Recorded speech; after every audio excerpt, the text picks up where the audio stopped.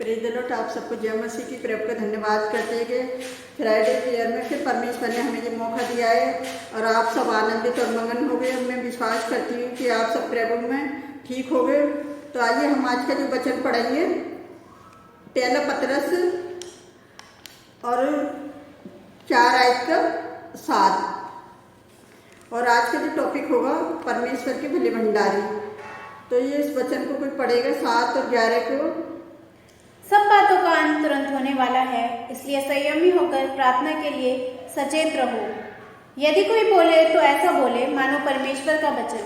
यदि कोई सेवा करे तो शक्ति से करे जो परमेश्वर देता है, जिससे सब बातों में यीशु मसीह के द्वारा परमेश्वर की महिमा प्रकट हो। महिमा और साम्राज्य युगानुयुग उसी का है। आमीन। हालेलुया। तो परमेश्वर का धन्यवाद करते हैं कि सब बातों का अंत तुरंत होने वाला है, इसलिए संयम होकर प्रार्थना के लिए सचेत रहो। और सबसे श्रेष्ठ बात तो ये है कि एक दूसरे से अधिक प्रेम रखो, क्योंकि प्रेम अनेक पापों को ढांप देता है। बिना कुड़कुड़ाए एक दूसरे का अति संस्कार करो। जिसका जो वरदान मिला है वह उसे परमेश्वर के नाना प्रकार के अनुग्रह के भले भंडारी के समान एक दूसरे की सेवा में लगाए।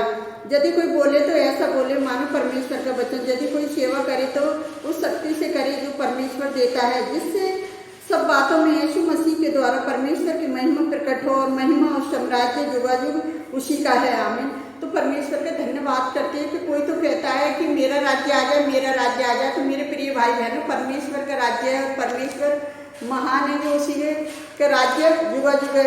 अगर हम कुछ वचनों में देखेंगे तो उसमें लिखा है कि देखो जागते और प्रार्थना करते रहो, क्योंकि तुम्हें नहीं जानते कि वह समय कब आएगा।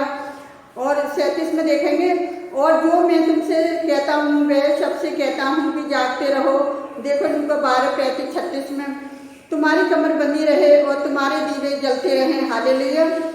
और तुम लगातार प्रार्थना करते रहो, क्योंकि यीशु मसीह जगत की ज्योति है। वो इसलिए कह रहा है कि तुम्हारी ज्योति जलती रहे और तुम उन मनुष्यों के समान ना बनो जो अपने स्वामी की बाट देख रहा हो कि वह विवाह से कब लौटेगा, कि जब वह आकर द्वार खटखटाए तो तुरंत उसके लिए खोल देगा। तो आप उस स्वामी के समान अपने स्वामी की बाट जोता है। इस व्यक्ति के बारे में लिख रहा है कि देखो वो एक नौकर होते हुए भी अपनी स्वामी की किस तरह से बाट देख लिया है, और कि कब मेरा स्वामी आएगा, कब दरवाजा खटखटाएगा और मैं दरवाजा खोलूंगा। तो इसी तरह यीशु मसीह भी हमारे द्वार पर कभी भी आकर हमारे हृदय के द्वार पर अपना दरवाजा खटखटा सकता है। अगर उनको 17:26-27 में देखेंगे, जैसे नूह के दिनों में हुआ था वैसे ही मनुष्य के पुत्र के दिनों में भी होगा। जिस दिन तक 27 में देखेंगे, जिस दिन तक नूह जहाज पर ना चढ़ा उसी दिन तक लोग खाते पीते और उनमें विवाह शादी होते थे। जब जल प्रिय आकर उनको क्या कर नष्ट कर दिया और उन्हें बहा ले गया। तो इसी तरह से परमेश्वर के दिनों में भी ऐसा ही होगा। तो मेरे प्रिय भाई बहनों, एक दूसरे की निंदा ना करो। हमें जो वरदान मिला है परमेश्वर ने हर एक किसी को, सबसे श्रेष्ठ बात तो ये है कि एक दूसरे से गहरा प्रेम रखो। और परमेश्वर की आज्ञा यही है कि प्रेम, एक दूसरे से प्रेम करो और लोगों से प्रेम करो। और प्रथम आज्ञा यही है इन 2 सबसे बड़ी आज्ञाओं में। दूसरी आज्ञा सभी में शामिल होती है कि एक दूसरे से प्रेम करना ही है। तो परमेश्वर का धन्यवाद करते हैं। अगर 9 में देखेंगे तो मसीह लोगों को, सब लोगों को अधिक संस्कार करना चाहिए, सब लोगों से प्रेम करना चाहिए। सबसे ज़्यादा मसीह लोगों से प्रेम करना चाहिए, क्योंकि वो परमेश्वर की जो लोग सेवा करते हैं। अगर 10 में देखेंगे, प्रत्येक मसीह को परमेश्वर की ओर से हर एक वरदान मिला हुआ है। वरदान स्वाभाविक और आत्मिक दोनों हो सकते हैं। और प्रत्येक वरदान कलीसियाओं के सदस्यों को भी सामान्य भलाई के लिए दिया गया है।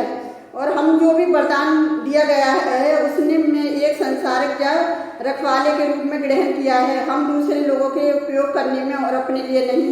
अगर जो भी हमें परमेश्वर ने वरदान दिया है हमें किस तरह से उपयोग करना है। कोई मसीह ये नहीं कह सकता कि मेरे पास कोई वरदान नहीं है। प्रत्येक मसीह को परमेश्वर की ओर से कम एक वरदान मिला है। इसके साथ ही परमेश्वर उस वरदान का उपयोग करने के लिए अनुग्रह और सामर्थ्य देता है। यदि हम परमेश्वर की सेवकाई के लिए दिया गया है तो हमें उन वरदानों का उपयोग नहीं करते तो वह हमें उसके लिए दंड देगा। कई बार बहुत सारे विश्वासी लोगों के पास वरदान है लेकिन उनको इस्तेमाल नहीं करते, वो लोगों से डर जाते। तो मेरे प्रिय भाई बहनों, जो परमेश्वर ने हमें वरदान दिया है, अगर तुम कलीसियाओं में जाते हो, अगर तुम्हें कोई वचन मिला तो तुम दूसरों को वचन दो, तो ये भी एक तुम्हारी सेवा है, ये भी तुम्हारा एक वरदान है। तो हमें मनुष्य से ना डरें और बल्कि हम परमेश्वर पर विश्वास रखें। 11 में देखेंगे, पतरस ये दो प्रकार के मसीह सेवकाइयों का उल्लेखन करता है। पहले वचन की सेवकाई और परमेश्वर के वचन का प्रचार करना, उपदेश देना, दूसरों सेवा करने की सेवकाई।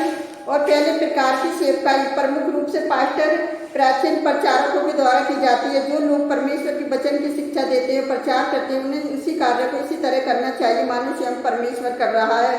उन्हें परमेश्वर के प्रवक्ता के रूप में कार्य करना चाहिए। हालेलुया। तो हमें सभी मसीह लोगों को एक दूसरे की सेवकाई में भाग लेना चाहिए। जो दूसरों की सेवा और मदद करने की सेवकाई और परमेश्वर सुविधाएं और सामर्थ्य देता है।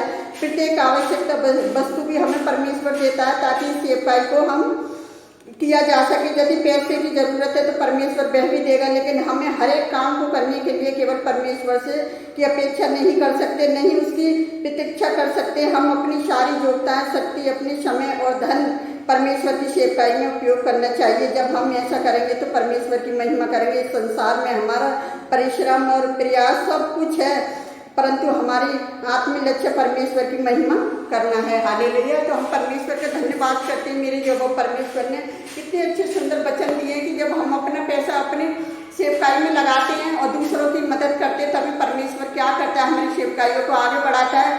आज बहुत सारे लोग कहते हैं कि लोग पैसा लेते हैं, सेवकाई करते हैं, तो जो सेवकाई के लिए हमने शुरुआत करी है तो परमेश्वर हमारे लिए इंतजाम भी करता है और परमेश्वर हमें देता है कि हम क्या करें, हम दूसरों की मदद कर सकें।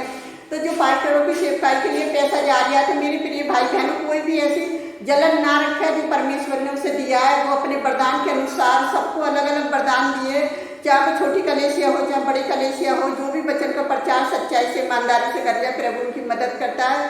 तो मैं अपने परमेश्वर का धन्यवाद करती हूँ और मैं उन लोगों के बारे में भी कुछ कहना चाहती हूँ जो परमेश्वर की निंदाएं कर रहे हैं, क्योंकि परमेश्वर की निंदाएं करने वाले कभी भी अपने धर्म को ऊंचा और नहीं उठा सकते, क्योंकि परमेश्वर ऊंचा है, वो हमेशा ऊंचा रहेगा और साम्राज्य उसी का है, हमेशा परमेश्वर का ही साम्राज्य रहेगा। लोग कुछ भी कहते रहे, लोग कितनी भी निंदाएं कर ले परमेश्वर की और यीशु मसीह के बारे में कितना भी बोलते रहे कि वो अपने आप को नहीं बचा सका, तो वो दूसरों को कैसे बचाएगा। अगर वो यीशु मसीह खुद बच जाता है तो आज सारा संसार नहीं बचाया जा सकता। इसीलिए यीशु मसीह ने अपने आप को बलिदान कर दिया और अपने आप को कुर्बान कर दिया कि मेरे बेटे बेटियां बचाए जा सके, जो परमेश्वर ने अपनी महिमा के लिए चुना है। तो मेरे प्रिय भाई बहनों, आप परमेश्वर की महिमा करो। जो वरदान तुम्हें मिला हुआ है उस वरदान में लगे रहिए। तो मैं परमेश्वर का धन्यवाद करती हूँ सुंदर वचन के लिए, इस सुंदर दिन के लिए। आप सबको प्रभु आशीष दे। तो आइए हम आप सबके लिए प्रार्थना करते हैं। आप भी हमारे साथ मिलकर प्रार्थना करें।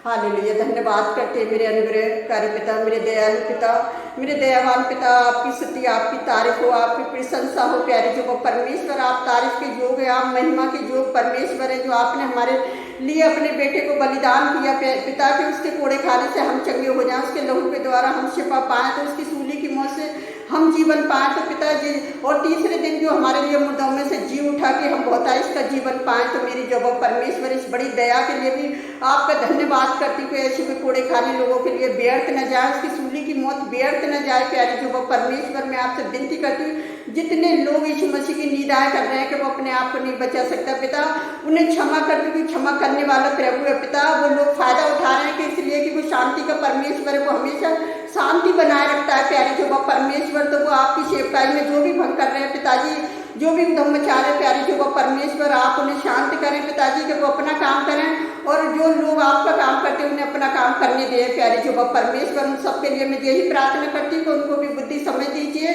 कि अपने धर्म की खातिर वो दूसरे के धर्म को उंगली ना उठाएं। प्यारे जो परमेश्वर, क्योंकि वचन में लिखा है कि तू अपनी आँख का तिनका निकाल पहले, फिर अपने भाई की आँख का तिनका निकालना। तो प्यारे जो परमेश्वर, वो पहले अपनी आँख का तिनका निकालें जब वो दूसरों के धर्म पर उंगली उठाए। मेरे जब परमेश्वर, तेरी बड़ी दया के लिए मैं धन्यवाद करती हूँ पिताजी। जितने लोग तेरा विरोध करते हैं प्यारे जो परमेश्वर, जितनी ही मसीहत आगे बढ़ती जाएगी पिता, और तेरे लोग खड़े होते जाएंगे कि तेरे नाम को महिमा और आदर मिले। मेरे जो परमेश्वर, मैं मेरी सारी आशीषों के लिए धन्यवाद करती हूँ कि आपने अक्टूबर के महीने में सबको अपनी सलामती में रखा प्यारे जो परमेश्वर। और मुझे विश्वास है कि ये नवंबर का महीना सबके लिए ब्लेसिंग भरा महीना होगा प्यारे पिता परमेश्वर। जिन लोगों ने बड़े दुख को देखा वो इस महीने में बड़े सुख को देखने पाए प्यारे जो परमेश्वर। जो बेरोजगारी थी, जो बीमारी थी, वो इस नए महीने में खत्म होगी ऐसी नासरी के नाम से। पिता जो अपने बेटे बेटी की शादी ब्याह के लिए परेशान है, आप उनका भी इंतजाम करें पिताजी। आपने सबका इंतजाम कर रखा है, एक समय की जरूरत है पिता, वो समय का इंतजार करें प्यारे जो परमेश्वर, ताकि आप उनकी प्रार्थनाओं को सही समय पर जवाब दे सके। मेरी जो परमेश्वर, मैं आपसे विनती करती मेरे खुदावन, जितने लोग आपके वचनों को ग्रहण करते हैं, जितने लोग हमारी वीडियो को देखते हैं और आपके वचनों को सुनते हैं पिता, आपकी बड़ी दया हो जाए मेरे खुदावन, क्योंकि हमारे जिंदा खुदा है पिता, अपने जिंदा लोगों पर अपनी दया बनाए रखते हैं मेरे जो परमेश्वर। मैं आपसे विनती करती हूँ जितने लोग हमें लाइक कमेंट सब्सक्राइब करते हैं पिता, उनके घरों के भी आगे अपनी शरीर तुम का पैरा लगा के उनका वचन ग्रहण करना व्यर्थ न जाए। जो आपके वचन को ग्रहण करते हैं वो आपको ग्रहण करते हैं मेरे पिता मेरे परमेश्वर। जो मैं आपसे विनती करती हूँ जितने लोग अपनी रिक्वेस्ट लिखते हैं प्यारे जो परमेश्वर, वो अपनी गवाहियों को भी लिख भेजे कि हमारी जिंदा खुदा ने कितने लोगों के जीवन में कार्य किया है प्यारे जो परमेश्वर। जो लोग अपनी कमेंट्स में अपनी गवाहियों को लिखते हैं उसके लिए भी मैं आपका धन्यवाद करती हूँ पिता। और जो लोग नहीं लिख पा रहे पिताजी, आप उनके जीवनों में कार्य करें आज और इसी वक्त से प्यारे जो परमेश्वर। बच्चे की ब्लेसिंग दीजिए जिन्हें बच्चों की जरूरत है प्यारे जो परमेश्वर, और जिन्हें जॉब की जरूरत है आपने जॉब देकर आशीष करें पिता। और जिन्हें कर्जे से मुक्ति चाहिए आज उन्हें मुक्ति दे पिता, जिन्हें बीमारी से मुक्ति चाहिए उन्हें बीमारी से मुक्ति दें प्यारे पिता परमेश्वर। हर परेशानी से, लड़ाई झगड़े से, कलेश से उन्हें छुटकारा दें मेरे जो परमेश्वर की, जो हमारी फाइटिंग पेयर व्यर्थ न जाए, एक आशीष बनकर उभरे लोगों के लिए पिता। और हम आपसे क्या मांगे खुदावन, आप तो हमारे मांगने से पहले ही जानते हैं। आपने हमारी छोटी सी प्रार्थना को सुना और कबूल किया पिता। हम जो भी मांगते हैं यीशु नासरी के नाम पर आमीन। प्रभु आप सबको बहुत अच्छे आशीष दे।